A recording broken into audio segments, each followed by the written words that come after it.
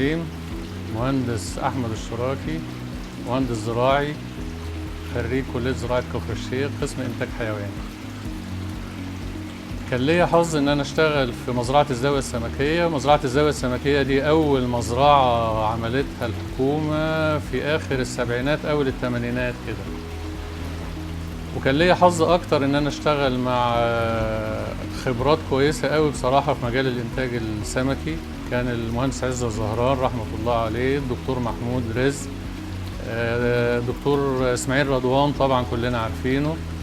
كان مستشار الهيئة العامة لتنمية الثروة السمكية أيامها الدكتور عبد الرحمن الجمل، دكتور علي خاطر. بصراحة ناس اتعلمنا منهم كتير جدا.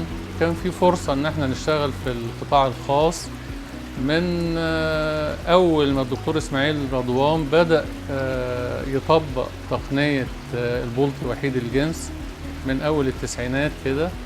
كان لي حظ برضو إن أنا أشتغل معاه من سنة 91-92 عن طريق الفرز اليدوي بإنتاج بلطي وحيد الجنس، لحد ما بدأنا نستقر على استخدام الهرمون في قلب الجنس 17 ألفا ميثايل تستوستيرون.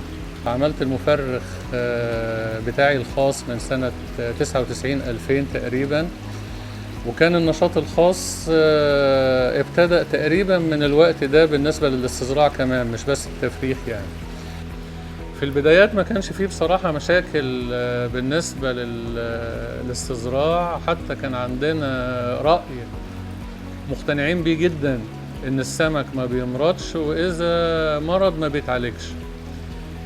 لحد كان طبعا الكثافات قليلة، كانت المية أفضل من النهاردة بكتير. لما بدأت يحصل مشاكل بالنسبة لقلة مية الصرف، لأن احنا بنعتمد في المزارع السمكية بتاعتنا كلها على مية الصرف، بدأ يبقى في مشاكل وبدأنا نقتنع إن في أمراض. الكلام ده مش من فترة كتيرة بصراحة، يعني احنا بقالنا 5-6 سنين أو 7 سنين في مشاكل في المزارع السمكية. المفرخات بدأ يبقى فيها مشاكل من 2 أو 3 سنين.